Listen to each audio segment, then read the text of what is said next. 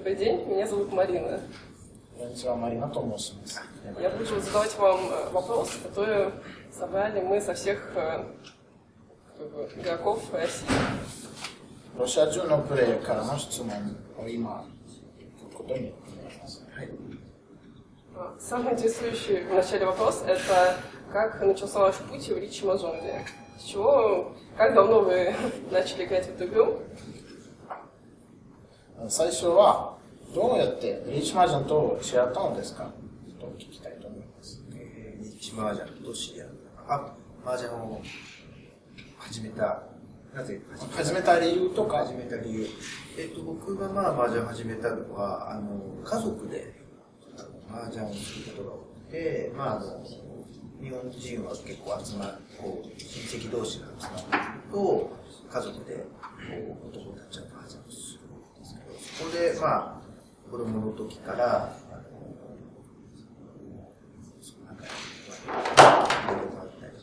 マージャンを覚えるきっかけにはなりま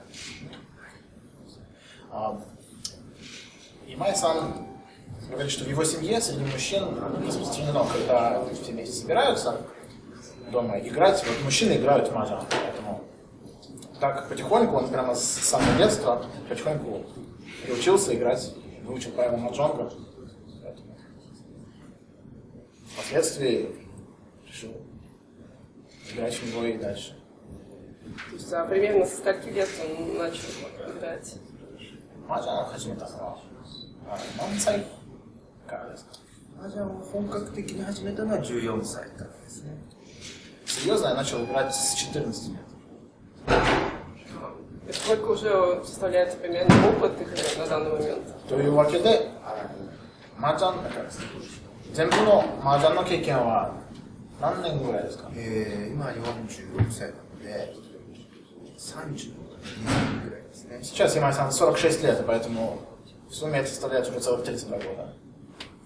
Великолепно. Тогда интересует вопрос, если начали играть с 14 лет, то в каком возрасте решили уже вступить в лигу GPML? И, собственно, почему было такое решение принято? 本格的にマージャンを始めたのは14歳からなんですけども、いつプロマージャン連盟にと思ってたんですけど、それになぜ入ろうとしたんですか？マージャンプロになろうとしたそうですね。それはですね、日本の雑誌で近代マージャンっていう雑誌があるんですけども、その中にマージャンプロの漫画っていうのがあるんですけど、そういうのがありまして、小島武雄っていうプロの漫画なんですね。で、それが描かれてて、ものすごいかっこいいなっていうふうに思って、憧れて、自分のプロになって、こういう世界で、こういう人たちと戦ってみたいなっていうそうだったので、プロを目指しました。そうですね。Ямай-сан читал журнал под названием Киндай Маджон, то есть современный маджонг, там разная манга публикуется на эту тематику. И там была манга про известного игрока профессионального сейчас в Японии, это Коджима сенсей, Коджима Такео. И Ямай-сан настолько был впечатлен тем, насколько это круто реально выглядит, играть в маджонг на профессиональном уровне, что сам решил заниматься этим. А в каком возрасте примерно это произошло? Тоже интересно. ということで、せっかくプロになったのは何歳ですか？プロになったのは28歳の時ですね。28 лет. И тогда это сразу интересно становится. То есть опыт уже был достаточно большой к тому моменту. И не пришлось специально готовиться или предпринимать какие-то дополнительные усилия, чтобы вступить в лигу. То есть уже было достаточно опыта для этого, правильно? 28歳だって、始めたから、マージャン始めてからもう14年経ったでしょうね。そうですね。ということで、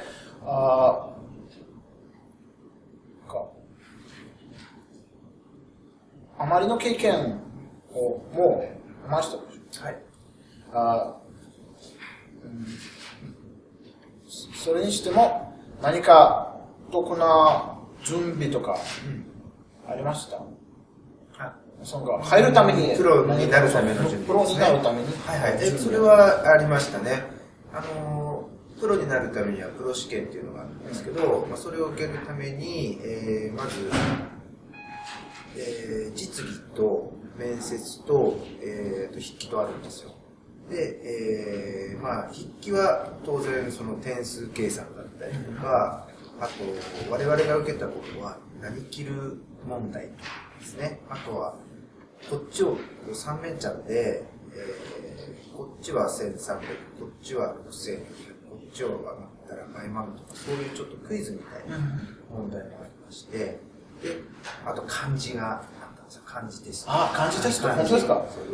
そういうのもあって、で、漢字は全て覚えましたね。ああ、そうですね。で、書けるし、読めるし。確かに。で、もちろん得点計算なんかも全て覚えて、で、筆記テストは挑みました。で、今は、ちょっとテストの形態が変わって、漢字とかそういうのはないんですね。得点計算と、条件計算と、そのプロになるための、プロになってから必要なもの、漢字とかもちろん知ってなきゃいけないんですけど、それは当然知るとして、そういうプロになってから役立つようなことをちゃんと身につけてください。あと、町の何面、町の、この町、鎮圧とかの、どの町でしょうみたいなね。確かにそうですね。そういうテスト問題ですね、今はね。だからそういう、勉強しました。На самом деле, вообще вступление чтобы стать про, нужно пройти несколько таких этапов. В общем, один такой большой экзамен разделен на несколько частей. Там есть собеседование, во-первых, и есть несколько тестов. И раньше их было больше. Во-первых, это, конечно же, тест на подсчет очков. То есть, просто по данной руке точно определить стоимость в очках. Дальше обязательно задания, такие как «что снести», с объяснением обязательно. Вот. И еще интересный момент, что был тест на знание иероглифов, который в себя, в общем-то, включает понимание использования иероглифов для терминологии маджа. Потому что, как известно, многие термины происходят из китайского языка, и, в общем, среднестатистический японец не может их прочитать, правильно, как это читается на самом деле. Поэтому знание специальных терминов тоже оценивалось. Сейчас современный экзамен уже не включает это знание канзи. В общем, Ямай-сан говорит, что эти канзи, они сами собой запоминаются и сейчас уже это не оценивают. Вот. Зато включены задачи на сложные ожидания. Например, в случае с сложным закрытым чиницу понять точно, сколько какие ожидания, и, соответственно, показать на финальную структуру этой руки. Вот такие вещи есть. Вот. И, соответственно, для этого всего, скажем так, как готовился он. Я думаю, что он по подобию такому. Да. 次は自信があったので何も準備はしなかったです。何もしなかったです。実技ってどういうことですか？打つんですよ。麻雀を打って、その成績が。Еще есть, не услышал сперва, еще нужно сыграть игру, то есть с представителями, вернее, может быть, не одну, там несколько игр с представителями. И, в общем, в этом он был уверен и не тренировался, тренировался вот именно к тестам. Там, к подсчету, к ожиданиям и так далее. Такие вещи. Ну и канзи, конечно. やっぱり一番難しかったのは漢字でしたね。漢字は相当勉強しましたね。Как я и думал, в общем, больше всего учить пришлось именно канзи. Вот это да. Ну, потому что там же очень нестандартные счета, так получается. Хорошо. Ну, конечно, с таким опытом уже сомневался. Ну, с опытом игры понятно, что именно в самой игре-то проблем, конечно, не возникло. Ну, сейчас интересно, а сколько сейчас Ямай-сан тратит время на игру в целом? То есть, там, возьмем, потому что там день, неделя, месяц. Есть ли какие-то примерные ориентиры, сколько времени уходит? 麻雀は1日何時間ぐらいかかりますか？1日何時間ぐらい打ってるか。そうです。打つ時もあれば打たない時もあるんですけど、基本的に僕は仕事が麻雀関係が多いので、麻雀を見る機会はかなりですね。あと打つ時もまちまちなんですが、1日打ったらだいたい4回、だいたい5時間から6時間ぐらい打つことが多いです。Значит, ну, работа, конечно, не связана с маджонгом, поэтому тем или иным образом он, конечно же, им занимается, да, но большую часть времени именно смотрит за играми. Вот, это, во-первых. А если нужно играть, то есть бывают дни, когда не нужно играть, тогда не играет. Вот. А в те дни, когда нужно играть, собственно, это по 4 ханчана, может быть даже больше, и в среднем там 5-6 часов. 5-6 часов в день. Если нужно играть, то вот 5-6 часов в день обычно. Уже у меня появляется вопрос, а почему происходят такие ситуации, что именно приходится смотреть за играми, а не играть? То есть что это?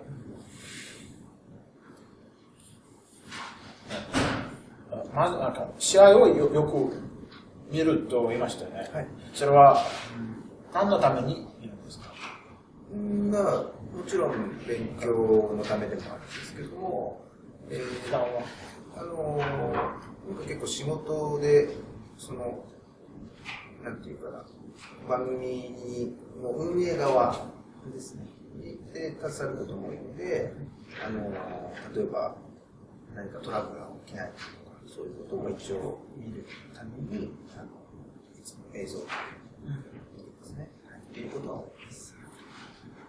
По-разному бывает, то есть иногда и просто, скажем так, как профессионал смотрит на игру других профессионалов, то есть, ну, это для себя в первую очередь. Но большая достаточно часть из-за этого, когда проводят какие-то соревнования, следить за тем, чтобы не было никаких проблем, даже вот так.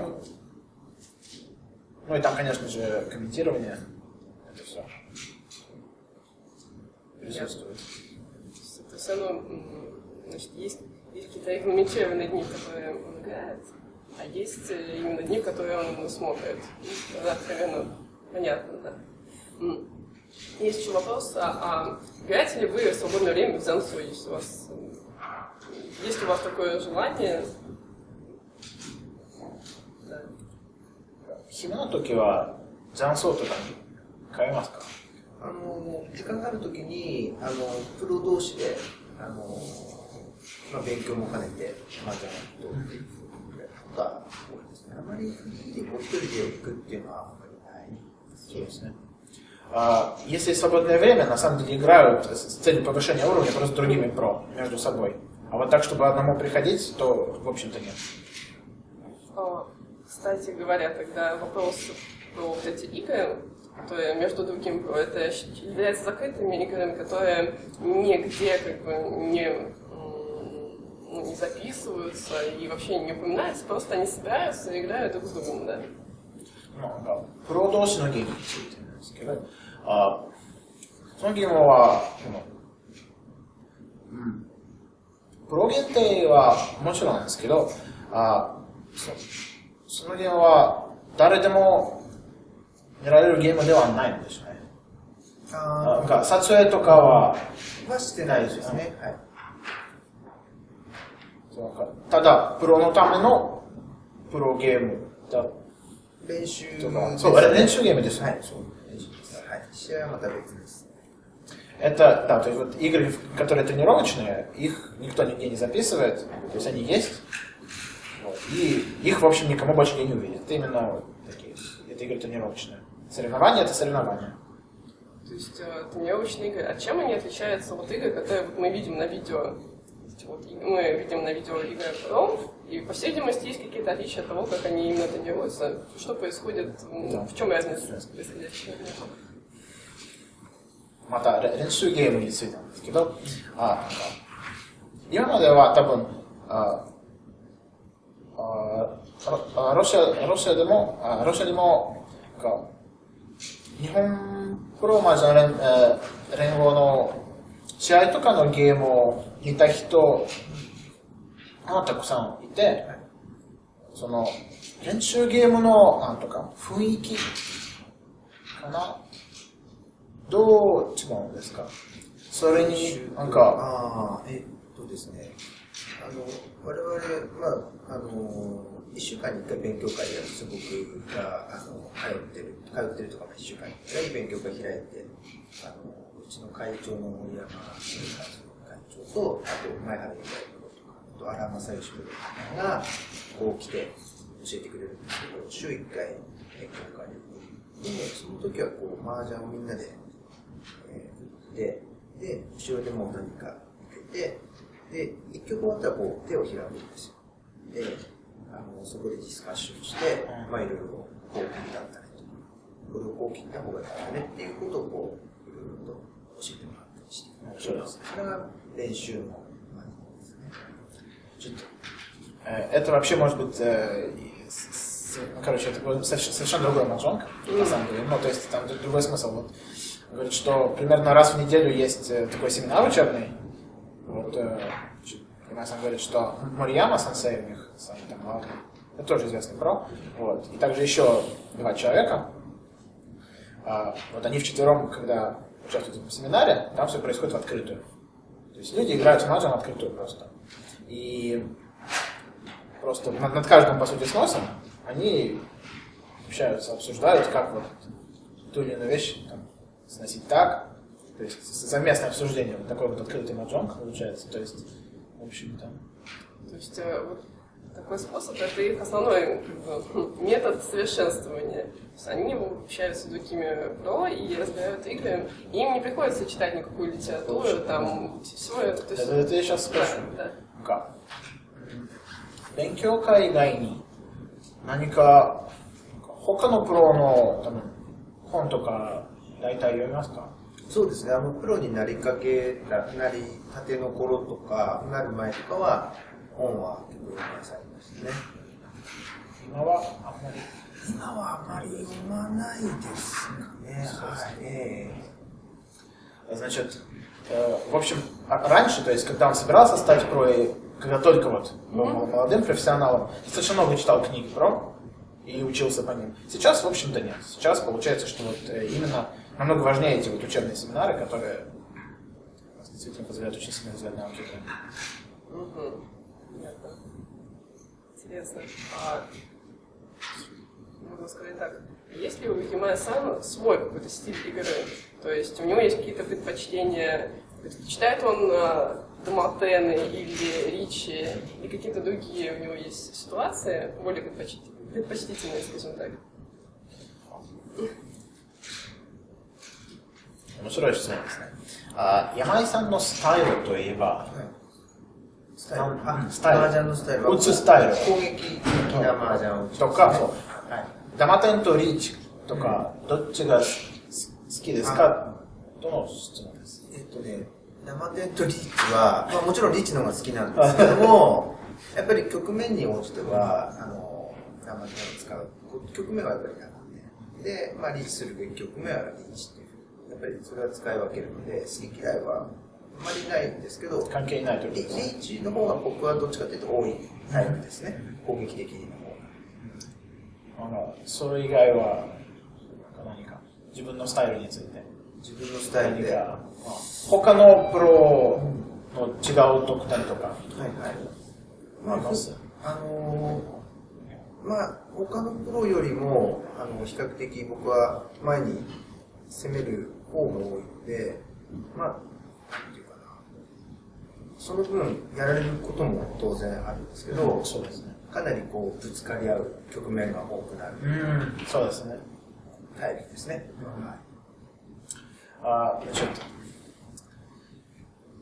Имай-сан говорит, что, в общем, если говорить, первый вопрос он ответил, про Доматен или Ричи, это такие понятия, что, в общем, тут это даже не вопрос предпочтения, здесь не имеет отношения, что ты любишь, что нет, а просто игровая ситуация тебе говорит, что если это рука с Ричи, ты объявляешь Ричи, если это хорошая закрытая рука, то ты не объявляешь Ричи, то есть вот так получается. Это не вопрос предпочтения. Вот. Но если говорить о его собственном стиле, то особенно раньше, он предпочитал атакующий стиль. То есть, в общем, свой бы стиль назвал атакующим. И в результате как получалось, что, конечно, если ты играешь очень агрессивно, агрессивнее, чем например, в среднем другие про, то часто получается, что и ты другим руки накидываешь. И, в общем, то есть игры с участием Ямай Сан часто получаются вот таким вот, когда зарубы получаются, в общем. То есть люди друг с другом как бы прямо, то есть экшен. Его стиль, он бы характеризовал как такой активный, да. Это значит, можно сказать, что если, например, другие игроки являют Ричи, он все равно продолжает атаковать, собирает свою руку. Возможно, он очень хорошо, великолепно, просто уже способен на продискарде определить самые опасные тайлы уже на данный момент. 前の質問に関する質問ですけど、例えば、一人か二人のプレイヤーがリーチをかけて、自分の手はかなり高い可能性があるとしたら、自分もリーチかけますか？それは。その場合の、その局面にもよるんですけど、一人だと、二人が降りるかどうかですね。で、二人のそのスタイルによる。降りる人が多い局面だと、例えば自分の町が現物だったら闇手にすることがあるんですけど、相手がまあ降りないタイプで、まあ現物でもない、相手が現物でもないケースはリーチが多いです。なので、二人リーチの場合はもう二人は降りないということですから、あと一人だけですね。一人が切る範囲に対して、自分がそのリーチをするかしないかによって有利になるかならないかはあまり関係なくなっちゃうので、リーチすることも多いですね。自分が高ければ。それに、ということで、安全牌とか、100% 安全牌とか、よくわかることになりましたか？だんだん。それはもうすぐわかりました。すぐどれが安全？まあ筋っていうのは筋はともかく、なんか他に何か、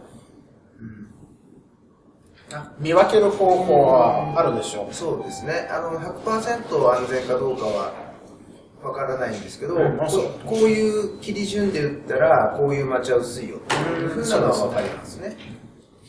В общем, действительно, когда много играешь, уже очень многие вещи автоматически оцениваются. То есть опасность, безопасность, то есть, конечно, и суджи там используются как способ определения. Вот, и, скажем, там, слабое ожидание, то есть, например, несколько таймов выходит, и очень маленький шанс. Вот. И, в общем, такие вещи, конечно, он оценивает, и вот в случае, когда несколько игроков играют речи, то с дорогой рукой вообще все зависит от того, насколько за столом люди защищающиеся и не защищающиеся. Например, в случае с двумя речи, это значит, два человека не защищаются. Поэтому, в принципе, там почти всегда он даже будет речи объявлять, если, конечно, хорошая рука. То есть, потому что у одного человека с третьим речи вообще там особо, все равно, там уже никакой разницы нет. Вот. Если с одним человеком, то действительно очень зависит от того, если, например, он понимает, что его ожидание это гембусу для вот, человека, который в речи, он скорее посидит в закрытую, чтобы два человека накинули ему, например, да, то есть такие вещи. Поэтому, безусловно, все, конечно, зависит от того, какие там тайлы. То есть нельзя сказать, что там в какой-то ситуации он сильно объявит, но вот с дорогой рукой против двоих, конечно, здесь, что нужно играть. Это интересно, так, достаточно агрессивно. Вот тогда возникает вопрос, какие, скажем так, качества людей вообще подходят игрокам, скажем, какие игроки могут показать, с какими качествами могут показать себя наиболее сильно в речи маджонге? Какие он считает самыми важными качествами, можно сказать, человеческими вообще в данном случае? 山井さんにとっては一番大事な選手の正常クオリティは何ですか？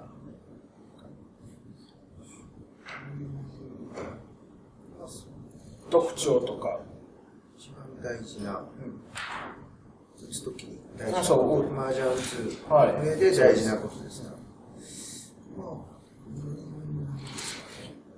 それにどんなプレイヤーが多分普通よりよく勝つとか。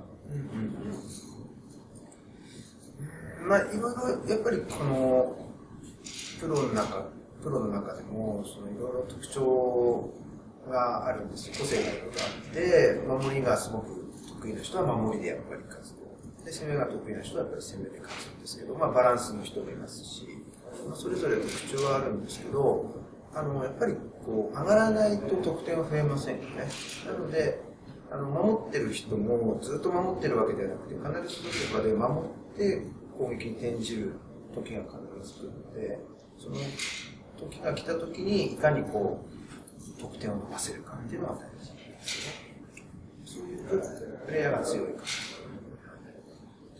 В общем, в целом говорит, что вообще тут сложно ценить, потому что как бы, у каждого, то есть у многих людей стиль подходит просто под его, скажем так, не знаю, даже характер. То есть и те люди, которые выигрывают за счет того, что защищаются хорошо. Есть те, кто выигрывает за счет атакующих действий. Есть люди, которые играют за счет баланса. Вот. Но если в целом, да, он считает, что если ты не будешь атаковать в целом, то очки твои не увеличатся, ниоткуда не возьмутся. Поэтому даже если ты такой игрок очень защитный, то ты должен очень четко понимать, то есть, в общем, у тебя должно быть терпение для того, чтобы вот выждать момент и все равно пойти вперед и понять, в какой момент ты можешь заработать очки. То есть, как бы сказал, то есть интуиция, да, с другой стороны оценка и терпение, конечно. Вот. И такие игроки, он, Нимай-сан говорит, что выигрывают, наверное, чаще. То есть такие игроки, в общем, в целом сильнее других. Вне зависимости от стиля, в общем. Игроки, которые не боятся рисковать. То есть, как бы, да, это с одной стороны, и терпеливые в то же время с другой. То есть, такой, получается. Баланс все-таки важен, значит, получается, да. Интересно. У меня всегда вопрос к вопросам о лиге. Интересно, какие вообще существуют обязательства членов лиги? Ну. これからはプロについてですけど、プロとしてどんな意味がありますか？プロとしてまあ麻雀をやはりこう日本だけではなく世界に広げたい。麻雀の楽しさをですね、やっぱり世界に広げたいと、そのプロの麻雀はやっぱりすごく一般の人が真似できないようなやはりこう練習訓練を重ねて真似できないようなプレーをできるようになるのがプロと言われるためにはそういう技術が必要だなと思って。それになんか麻雀プロって本物の仕事ですよね。そうです。はい。麻雀のプロに近い僕はやって、はい。他の仕事はしてないですね。Вообще, как бы две, если так совсем общее говорить, то я, может быть, не так спросил, но две самые главные задачи, которые стоят вот перед японскими про, это, во-первых, не только в Японии, а вообще по всему миру развивать именно профессиональный маджонг, то есть его, то есть то, насколько он вообще прекрасен и так далее. Это во-первых. Ну и во-вторых,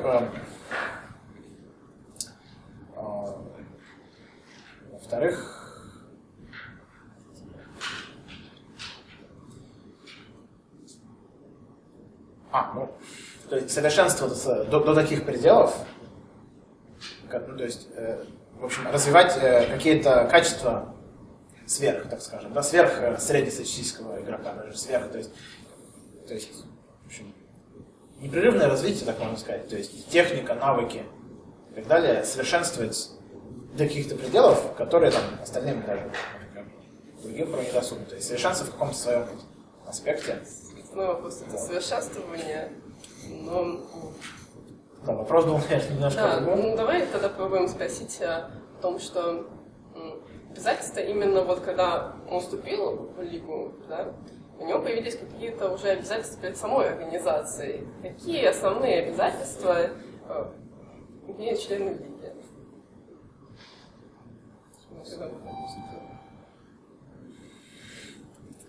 Можем про то, что 麻雀って仕事ですよね。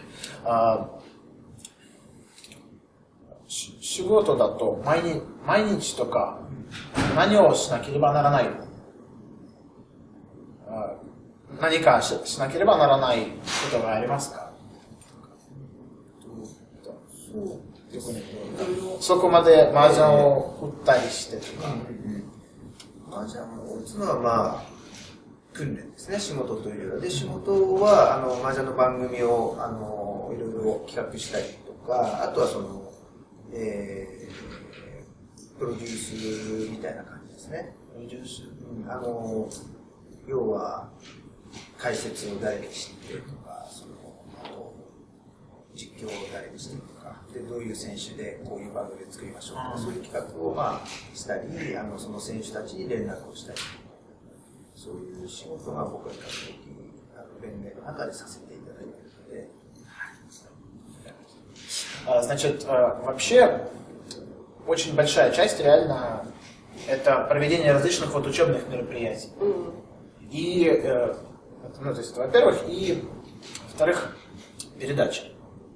То есть, ну, телевизионные или вот видеопередачи, то есть организация этого всего. То есть кто что проведет, там, значит, каких игроков там организовать тоже. То есть и игры это само собой, но вот помимо этого еще вот, то есть Ямай-сан конкретно говорит, что вот такой работой очень много занимается. То есть вот организация именно каких-то передач, связанных с этой тематикой, учебных, конечно. Это такая уже обширная работа. Ну, конечно. И вот, участие... Да. Все? Я, собственно, еще заодно спросил, то есть это действительно как бы полноценная работа? Да. Так это и есть, то есть другой работы нет, это именно тоже работа в компании в такой. То есть это дает возможность полностью как бы себе обеспечивать подобную работу. То есть это полноценная работа. Ну тогда интересно, кстати. Я не буду упоминать какие-то случаи, когда я слышу там Дженбай, да, но другие игроки, которые не являются, не скажем, гражданами Японии, да, могут ли они вступить в GPMA? Вот, и на каких условиях они туда вступают, если это вообще возможно? Ноどうやって麻雀プロになれるかの質問なんですけど、日本人でない人は、プロに、外国人が麻雀プロになれますか？なれます。はい。その場合は、なるために何をしなければなりませんか？日本人と同じようにプロ試験を受けていただいて、で、そこで合格できればプロになることができます。はい。それになんか合格したらっていうか在留資格までその連合に連盟に援助プロになっただけでは例えば給料とかそういうのは発生しないんですよ。それからプロテストを受けてプロになってこう何年もいろいろ積み重ねて、例えば好成績を収めるとゲーム機の出演だったりとか、あと書籍の販売だったりテレビ出演だったりとか、そういうことでプロとしての収入を得ることができるので、それまでプロになったからといって給料をもらえるわけではないので、だからなってすぐということではないです。はい。それで活躍しないと、そういうあれにもなれない。何年間活躍してですね。芽が出ない人はもうやっぱり途中で挫折してやっていく人もいますし、そうですね。実際には海外の方でアメリカのジェーンとジェーンマンのみんな知ってますガーストでイギリスではジェーンマンとね、あと中国とワンさんっていう方とトントンっていう方が、まあ、外国人プロとして増えてきてるんですね。В общем, вступить в лигу можно на общих основаниях, то есть там нет ограничений, иностранец это или японец. Собственно, он привел пример, что сам Джен, ГАЗ и Джемма, соответственно. Также и люди из Китая сейчас, несколько человек тоже есть. Но здесь есть один нюанс. Ты, в общем, сразу сдав просто экзамен, ты не начинаешь сразу зарплату получать как ПРО. То есть, сдав экзамен, нужно еще несколько лет заниматься какой-то деятельностью, связанной с этим, заниматься, и только потом наступит момент, когда тебе уже будут именно как бы за это платить реальные деньги. Именно зарплату. Вот. И именно по этой причине очень многие, кто вступает, не очень многие, но как бы часть людей, которые вступают поначалу, они через какое-то время прекращают деятельность, связанную с профессиональным менеджером.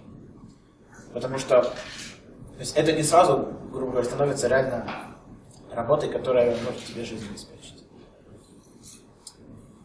Я сейчас просто думаю о том, что, возможно, это все-таки проблемы, потому что они должны получать рабочую визу, получается, в Японии. Если они не граждане Японии, вот, так как им все равно приходится много времени уделять тем мероприятиям, то они не могут полноценно работать на другой работе. У них получается довольно сложная ситуация. Возможно, по учебной визе у них есть возможность, я не знаю.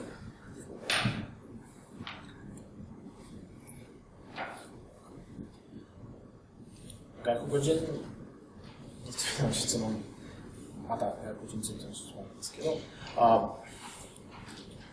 麻雀が外国人、例えば外国人が麻雀プロになって、面接とか試験合格したら、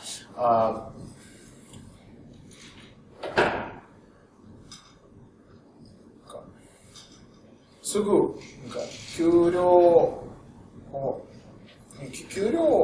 得るわけではないし、どうやって生活するために金が必要でしょ。なったらどうやってバイトとか最初はプロになってもみんな職業を持ってるんですよ。でちゃんとした職業を持っててプロをこうプロの活躍を続いて、そうですね、活動を続けながらでちょっとこう成績良くなってきて目が出てこうプロでやっていけるってなったらこっちのやってた仕事を辞めてプロ一本でやっていくっていう切り替えるっていうプロは多いですね。でだからこう二足のわらじっていうんですけどね、それでやってますね。И вообще задал немножко другой вопрос, что, то есть, в целом, вот, люди вступают в лигу, но им никто денег не платит за это. То есть, как вообще они живут? Нужны же деньги. Оказалось, что на самом деле, то есть, когда они вступают, это люди, которые работают.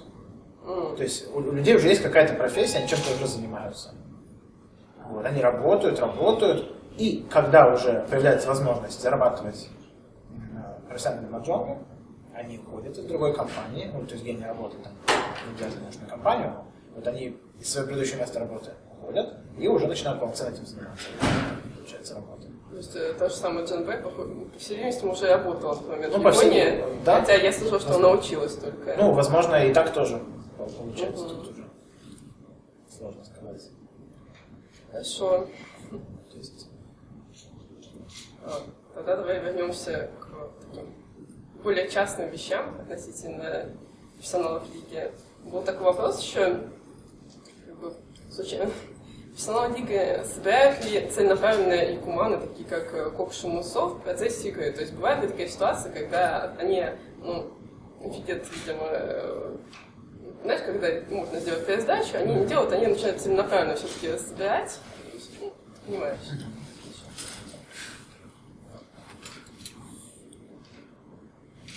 打ち方の質問。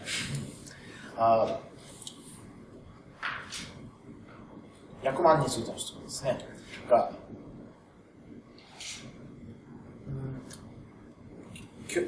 一曲の最初から意図的に100万を目指すことは多いですか？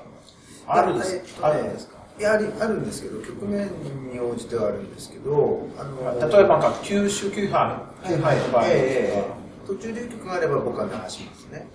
で、10種あるとリャンシャンテンなので、一応国士を目指しますけど、基本的に国士は目指さないです。なぜかというと、特に親で国士をやっちゃうと、テンパイが取れないんですよね。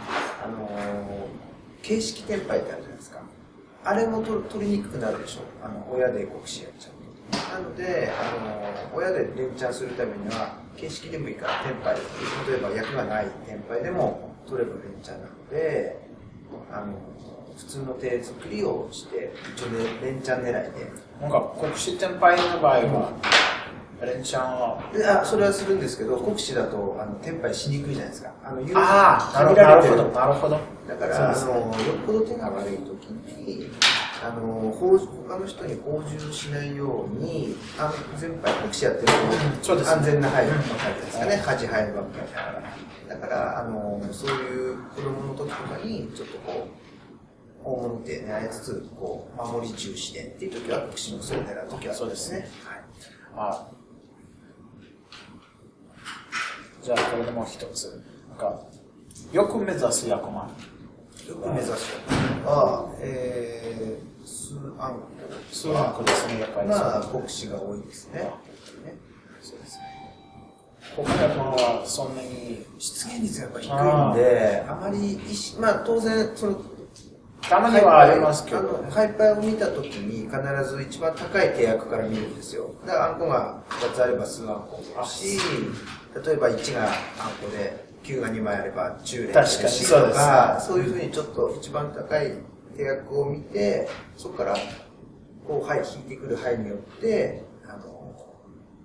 この役満は無理だなってどんどん絞めていくっていう。そうです。Рекоман интересно очень. То есть, в общем, вообще, касательно вот, если Кюсю Кюхай, да, то есть, когда с раздачей можно видеть ничью, вот, и Майсан говорит, что он обычно, в общем, пересдает, вот, но вообще, конечно, это все зависит от того, насколько все далеко от коуша. То есть, если, например, это уже Лян Шантен, да, из 2 или там вообще и Шантен, то, в общем, достаточно часто собирают. Вот. Единственное, какой есть момент, на дилере намного реже его собирают, и обычно не делают этого. Почему? Потому что на дилере ты, в общем, хочешь ренчаны набивать, а кокуши собрать очень сложно в темпай. И, в общем, как бы, обычно собирают какую-то простую руку. Вот. А когда, например, ты не дилер, то у кокуша есть еще такой интересный момент, это то, что он состоит почти всегда из безопасных тайлов. Вот. И здесь, конечно, частота сбора, она чаще. То есть частота просто того, когда люди решают действительно собирать кокуши, она выше, когда не на дилере ты находишься. Потому что, в общем, ты в случае чего можешь, например, сыграть безопасно и так далее. Вот. Если вообще обсуждать, какие якуманы действительно чаще всего, сразу ты сначала раздачи, ты думаешь, ага, буду-ка я собирать вот этот якуман, это, конечно, то есть чаще всего бывает суванка, это мы все понимаем. Вот. И, в общем, на него и вот на кокуши чаще всего, если ориентируются, то прямо с начала раздачи, как правило. Вот. Для всего остального уже намного более редкие случаи. И интересный момент, он упомянул, что когда видишь руку, вот они когда видят руку, они сразу считают максимальную стоимость, максимальный потенциал.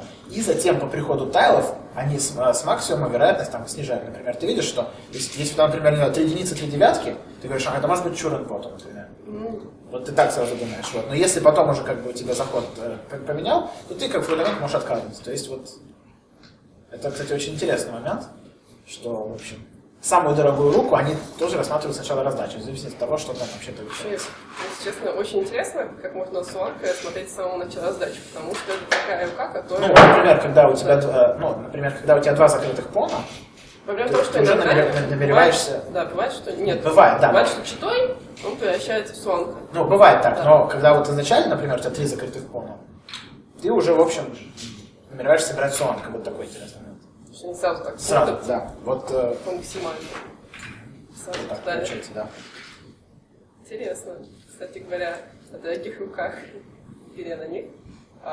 Какое отношение Японии к играм на 3 людей? То есть, насколько это часто, и к тому же, как было известно, что только недавно введен Ion 2, режим для 3 игроков, да. Где мы популярны. これはちょっと違うルールの話なんですけど、サンマ麻雀についてはどう思いますか？3人麻雀は結構4人麻雀をやる人は嫌がる人もいるんですけど、実はすごくハイ効率の勉強になります。1種類少ないじゃないですか。例えばマンズとかない、マンズがなくなるんですけど、スピードやはり勝負になりますね、3人麻雀は。そうです。自分が上がれないと他の人がやっぱり上がり、次は順番が来るので、いかに早く上がるかっていうゲームなので、それを結構4人麻雀にも活かすことができるので、非常に勉強になるルールではありますね。それ意外とはそうですね。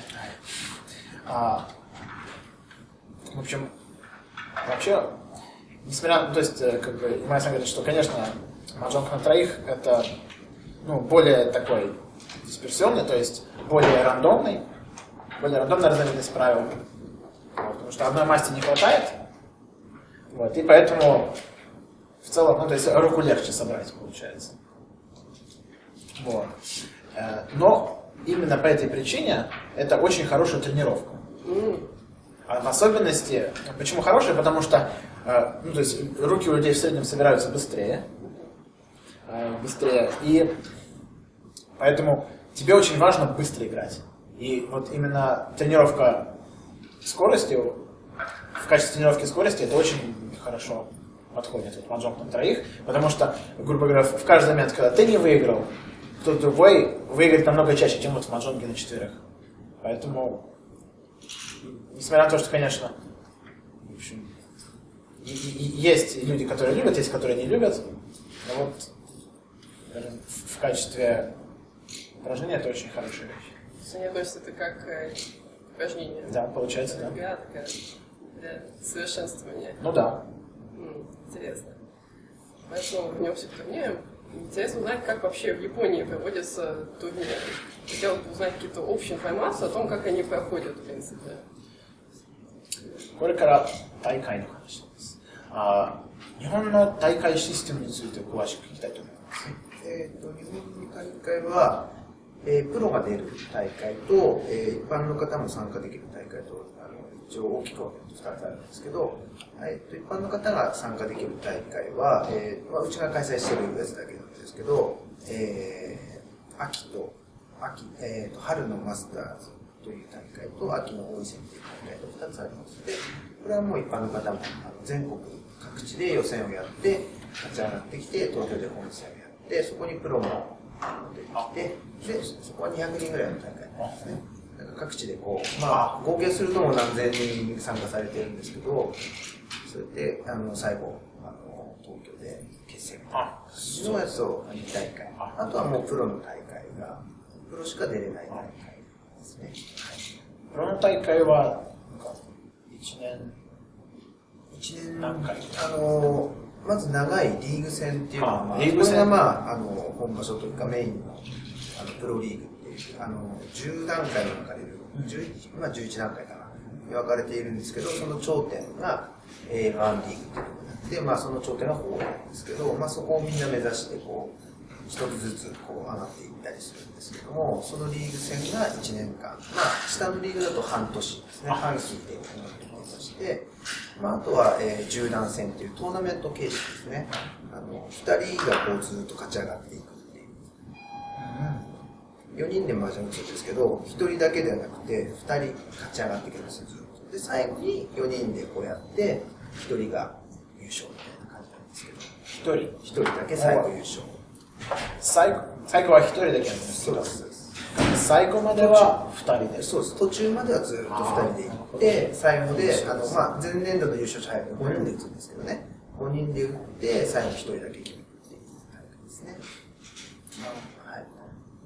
Значит, вообще, если глобально, можно разделить турниры на два вида. Те, в которых могут участвовать только профессионалы, и те, в которых может участвовать кто угодно. Значит, те, в которых может участвовать кто угодно, Май-сан знает два.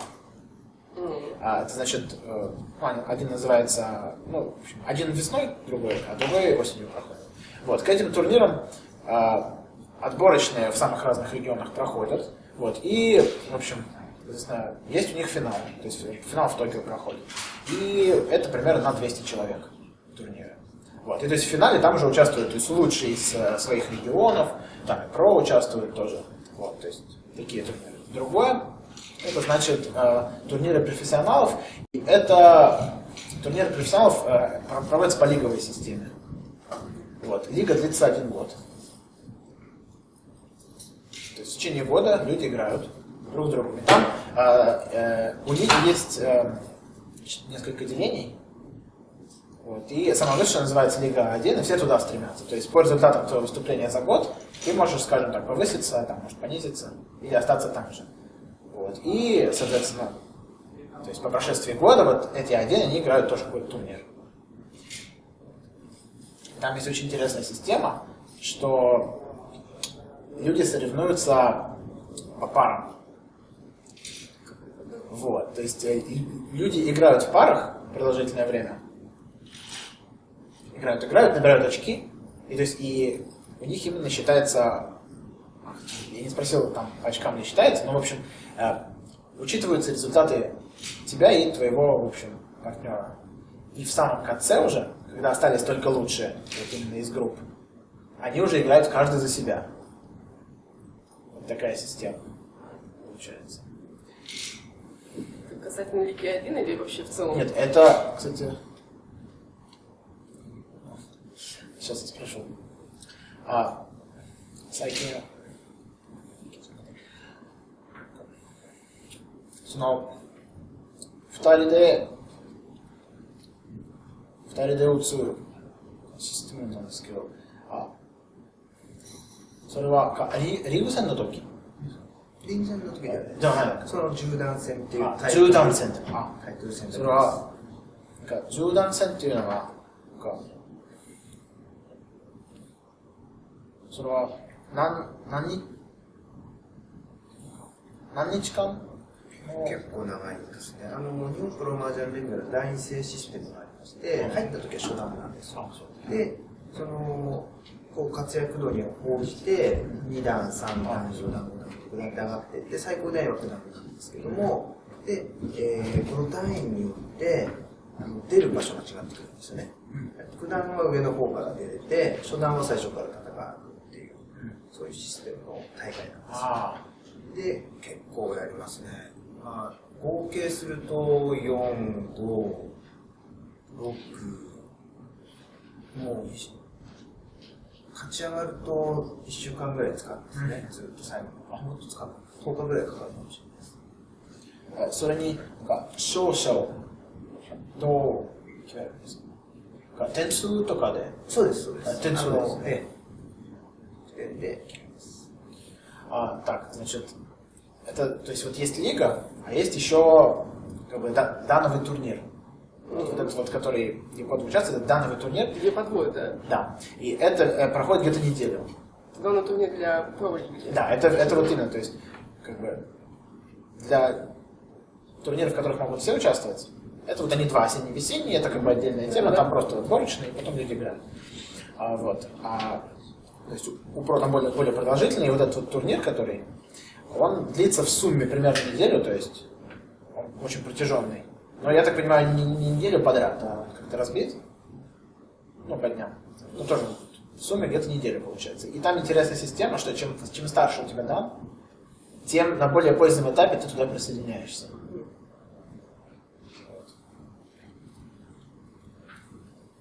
То есть, например, если ты начальный дан только, там, самый начинающий ПРО, то ты прямо, то есть ты играешь вот прямо неделю. А если ты 9-й дан, то есть там чуть ли не в самом конце только присоединяешься и вот участвуешь. Ну, знаете, а что больше всего запомнилось в чемпионате мира, который был в 2014 году?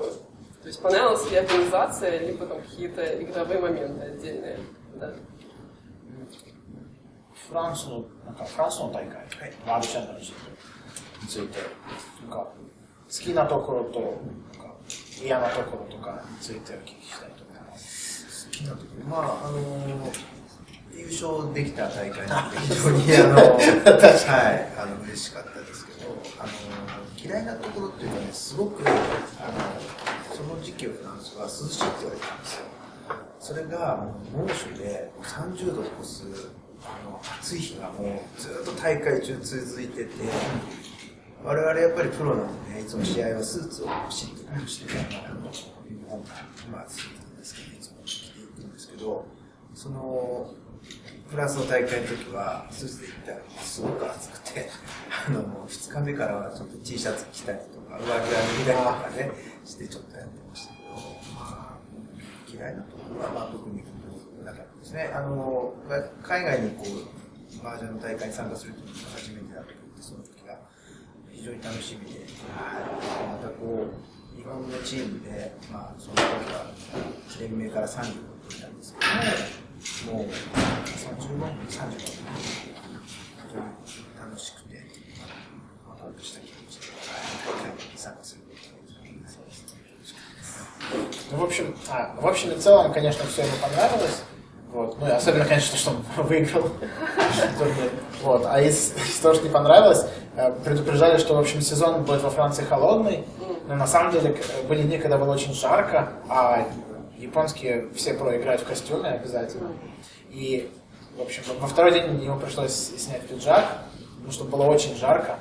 Вот. А так, в целом, конечно, все было очень здорово. Это был первый раз вот для Ямай-сан, когда он участвовал в международном турнире. Вообще играл в турнире за пределами Японии. Первый раз, да. И вообще, говорит, было очень так интересно, весело. Их японская делегация составила 35 человек. Вот. Японских персоналов участвовал в турнире. И, говорит, в целом, конечно, впечатление положительное. То есть от всей самой организации, да, в принципе.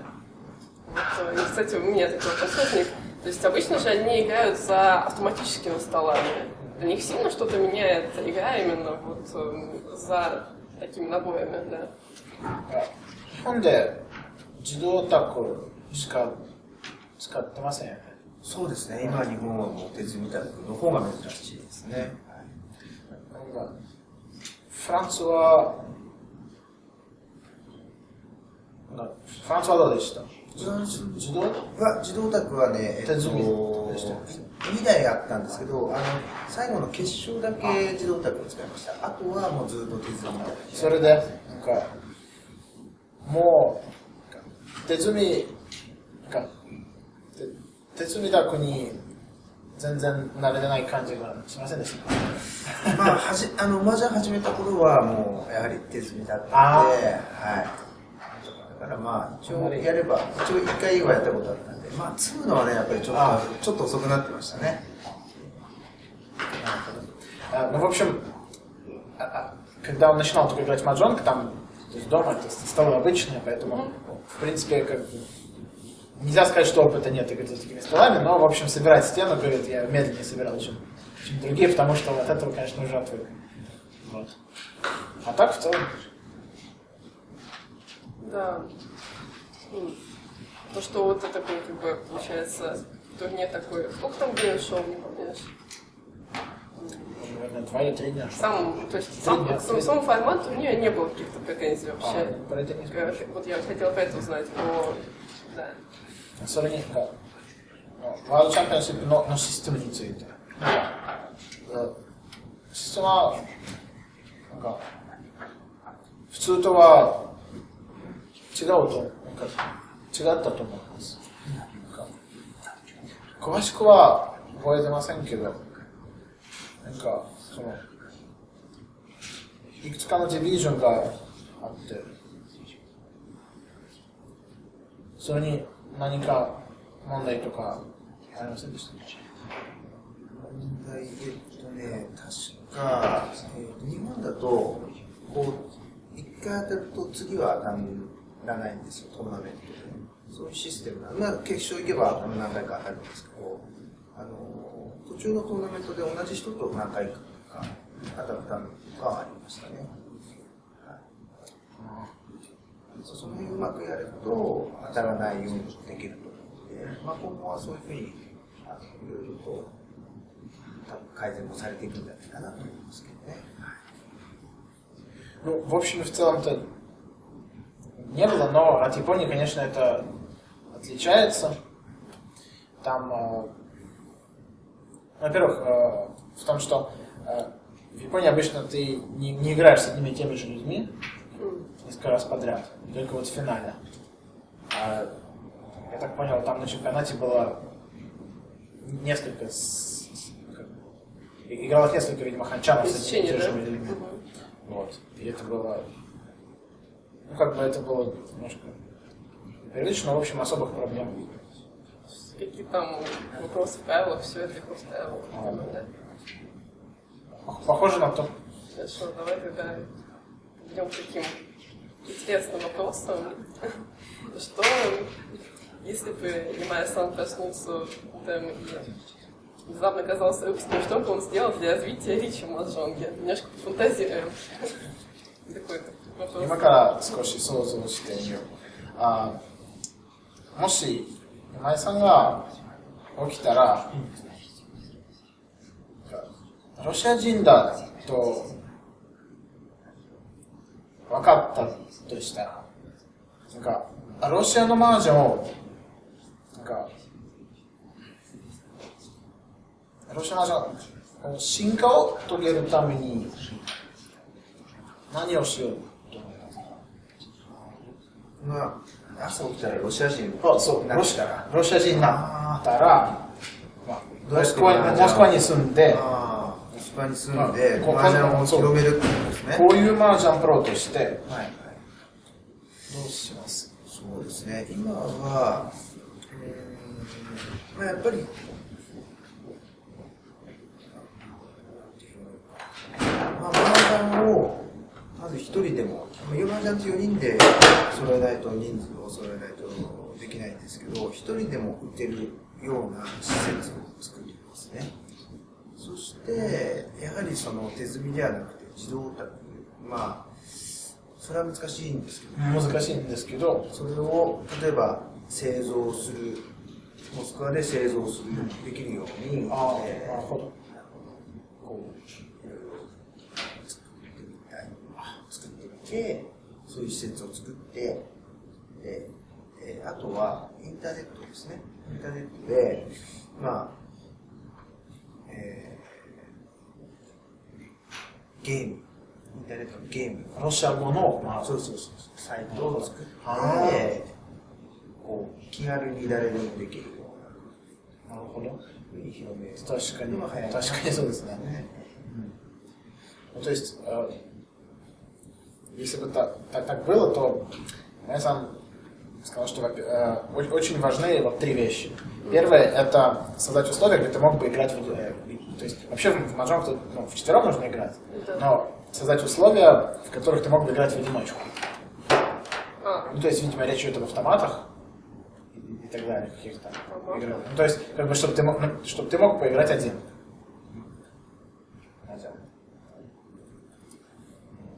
То есть, такие вещи. Во-вторых, то есть, очень нужны автостолы. Да. Вот. Причем понятно, что из Японии их возить очень дорого, поэтому, скорее всего, чтобы где-то в России их производить, то есть, как бы, заняться производством, в общем, автоматических столов где-то здесь. Вот. И третье момент, это очень важно, на русском языке полноценный сервер для игры в маджонг на русском языке, и как-то его вот, значит, продвигать. То есть рекламировать такие вещи. Там были же идеи какие-то, но Да. предпочитаем играть с японцами на японских серверах.